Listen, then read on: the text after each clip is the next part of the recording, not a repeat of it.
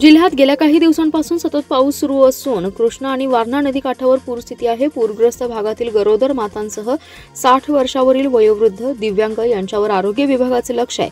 आरोग्य विभागाची 104 पथके कार्यरत आहेत। पावसाळ्याच्या दिवसात साथ रोगांचा उद्रेक रोखण्यासाठी प्रयत्न सुरू असल्याचे जिल्हा आरोग्य अधिकारी डॉ. विजयकुमार वाघ यांनी सांगितले। जिल्हाधिकारी डॉ. राजा दयानिधी, मुख्य कार्यकारी अधिकारी तृप्ती धोडमिसे यांच्या सूचनेनुसार कृती आराखडा तयार केलाय। जिल्ह्यातील मिरज तालुक्यातील 20, पलूस तालुक्यातील 25, शिराळा तालुक्यातील 21 आणि वाळवा तालुक्यातील 38 अशा 4 तालुक्यातील एकूण 104 गावांवर आरोग्य विभागाचे लक्ष असणार आहे। जिल्हा आरोग्य अधिकारी डॉ. वाघ म्हणाले, दरवर्षी पावसाळ्यात आणि पावसाळ्यानंतर जलजन्य आणि कीटकजन्य आजारांच्या साथी पसरतात। पावसाळ्यात पाण्याचे स्रोत दूषित होतात।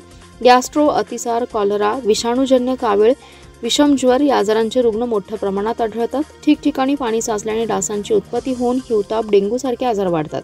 या आजारांना आळा घालण्यासाठी सर्वेक्षण करण्याच्या सूचना आरोग्य कर्मचाऱ्यांना देण्यात आल्या आहेत।